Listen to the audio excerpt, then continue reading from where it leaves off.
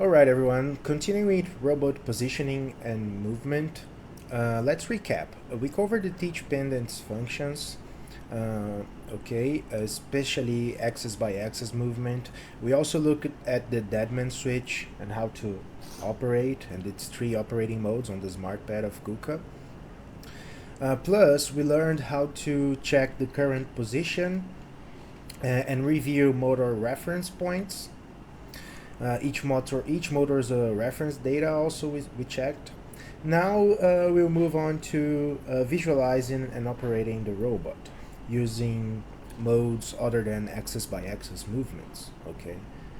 To adjust this on the KUKA robot, you focus on 2 key elements. First, this icon here, and second, this other icon here. So this is where you set the movement reference for the robot.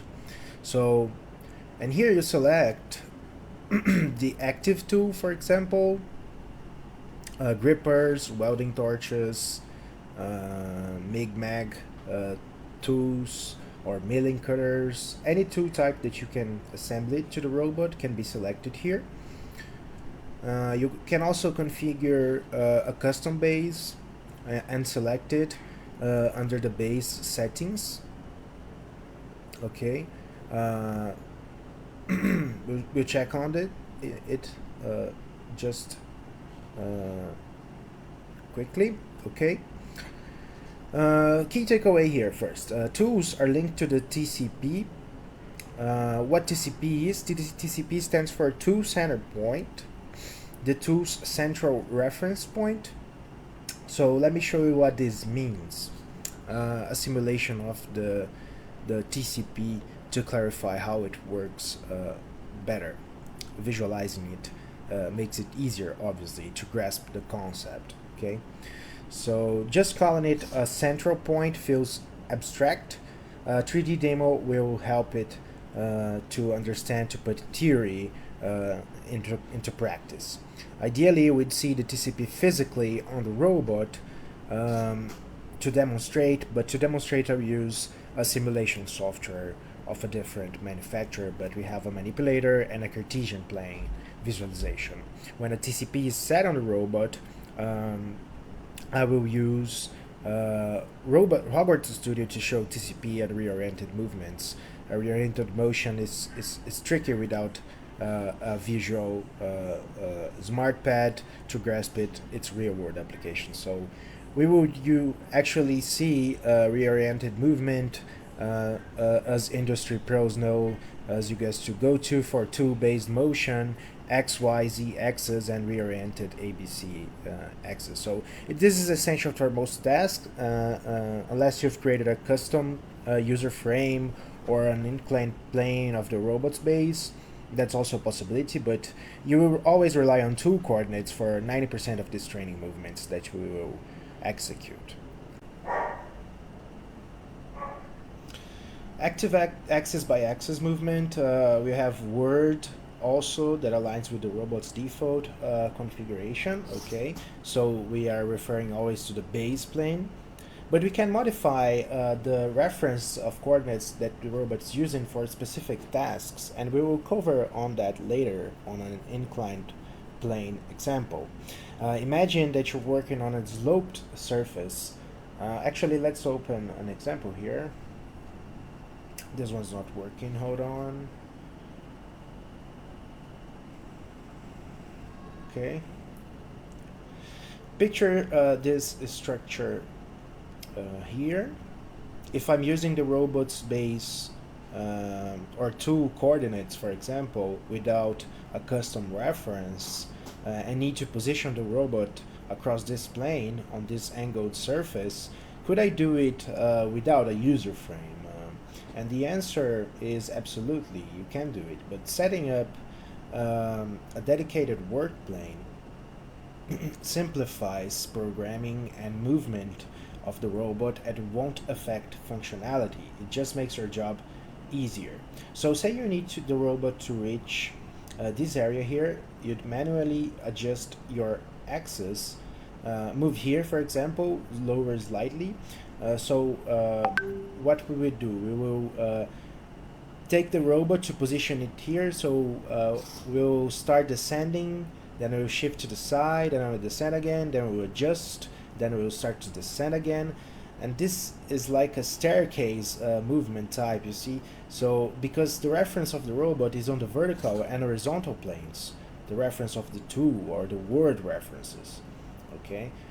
So creating a work plane makes me easier, allows the robot to follow the surface orientation as a coordinate system instead of a manual axis. Tweaks then the work plane aligns with the sloped surface orientation, and bring the robot to this area would be much easier. So like earlier, I could go with step by step. I could move along a single axis, say Y, to descend smoothly to the target. No more. No more staircase movement, just direct motion here across the plane. Okay, so that's the power of user frame. Instead of a manual axis tweak, you can set a custom work plane once, and the robot follows this work plane, so the coordinates will be referring to this plane here, and it's much easier to program these motions here. This applies to most industrial objects. It's efficient to save time and effort. So no more staircase movements. We just can use this thing. So word mode use the base coordinates, so we can move along the horizontal and vertical plane, just like these red lines I made, and we'll activate tools TCP. Okay, and switching between them here, if I switch to this user frame, it's better. All right, it freezed a little bit in our attempt to change the window here. Just freezed. Let me close these error messages. Okay. Well, okay, so it's back here. Okay.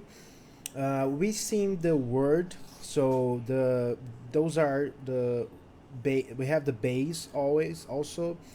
Base is always about you moving the robot through that structure I mentioned about the Cartesian plane, where the reference is in the base. We have the 2 also, so I'm going to change to 2 here.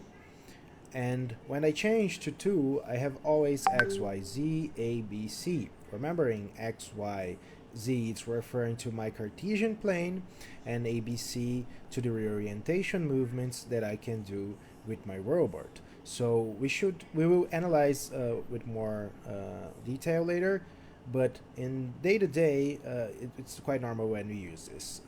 When I have selected by 2 here, the robot can manage a lot of tools. So you're not necessarily limited to one tool that the robot can have a claw. They have 2 TCPs, okay? One TCP for one thing that the robot does, and a different TCP for a particularity in the process, okay? So one different part of the tool used as a reference, okay? Uh, so depending on how the tool is installed in my robot, I can't not necessarily have just one TCP. I can have a lot of tools, so I can have a lot of TCPs, and that's also the question of changing. So using the change command is a way for you to work with multiple tools among your programming. So imagine that my robot for used for spot welding will also have a gripper. So in this robot we have a system that we can change the tool, and it goes to a specific place to change the tool during the process. We must also to use the tool change to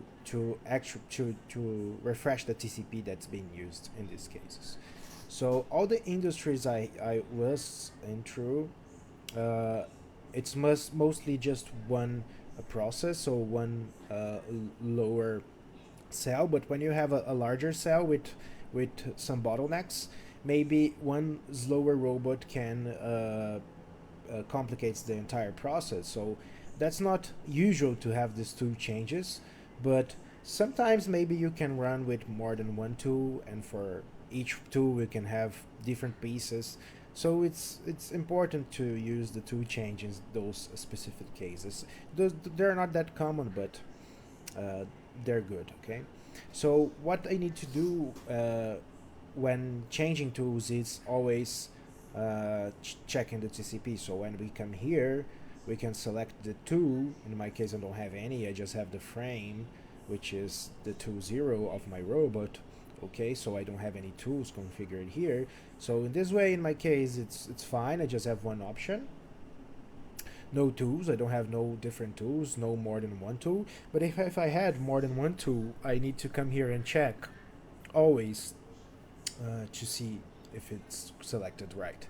Okay, but if imagine I have a lot of tools here, how can I identify which is the correct tool that I must use to move this robot?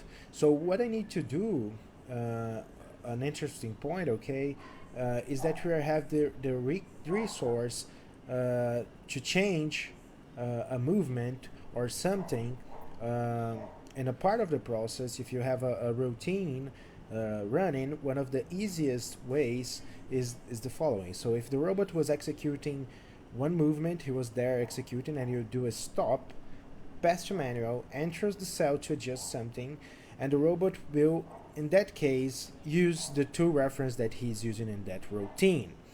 So there are some specific points that you can be using a different base, but then you always must check the tool 1 base 0. So you can see here and check okay, and then you can check 0 0. Okay, so this is referring to the tool 0. Other possibilities that you need to call routine, get inside it to check something, and the same way you go there to the point and check in any tool what the base is being used, and okay, base 0, so we have the everything correct here. There's another way to do this, because it's kind of bad to look at specific movements inside of routines, is just to execute something and it just assume and so I just execute something inside a routine, and the TP will assume the last position. So if I do like this, step-by-step movements, moving inside, my robot will assume the working frame or working base referenced in this specific routine. So this is a quick way for us to check which base or which reference is being used in a specific routine of that operation. So that method that's executing there to determine this. So you can execute a movement or execute any instruction, and the robot will automatically assume all the parameterization they are needed inside that modules that has been used for that movement for it to assume its current configuration. So look now that I have when I hit play here. Okay, so you can watch down here how it changed. So 2-0 changed to 2-1, but stays on base 0. Okay, this ensures we have the correct setup always when running movements that was being programmed. Another thing, it's to see if you're parameterizing also if running in reverse. So if I go from point C to B to A using the reversed icon, okay, so I can also validate if everything is running correctly, if the movements are actually referring to the correct base. So going back here, we'll see the tool later on, but we have this reverse mode, which is very cool. I'll click here and you'll see what will happen, and I have only the option one option here. So the reverse, imagine that I have a movement programmed for the robot, so it does this movement here, okay, makes like an S curve, okay, so the robot, it goes in this movement and does the reverse way when you use that reverse option. So this is perfect for verifying trajectories of movements. So if I have one movement going from one side, the reverse mode will run it on the other side. This is a very cool feature that we have here and helps a lot on debugging and checking. Okay, so I have a little freeze here, but anyway, I think we reached the end of this class. Just a little complement that we've seen earlier about pointing to moving axis by axis. Okay, so in the next classes we will learn about other resources in the robot in terms of moving the robot. We've seen now the axis by axis, we've seen the user frames, we also have seen the base of the robot. Okay, so I think that it's more clear now, so always remember a word is the universal word of the universal coordinate systems. It has a specific origin that is default of the robot. We can also use base to refer to the base of the robot. We can also use a specific user frame as our base, and this user frame could be an inclined path, and the coordinate systems will be also inclined for us to be easy to program. Okay, so we have all these types of options of coordinate system references for us to use in our movements during programming the robot. And this is also important to check in every movement if you're doing it in the proper user frame or in the proper tool frame that you need. Okay, we'll test this behavior of those movements in the ABB's Robot Studio later on, but it applies to KUKA, Fanuc, Modaman's, no exception. I'll just use Robot Studio of ABB to demonstrate physically in a 3D environment how those things work. Okay, how this refer to base movement work, how this refer to the tool, how this user frame work, and also how this type of reorientation movement behaves in a real robot. Okay, it's a different manufacturer, but the principles are the same, and I will show you later on how to program each of these things here in the KUKA environment.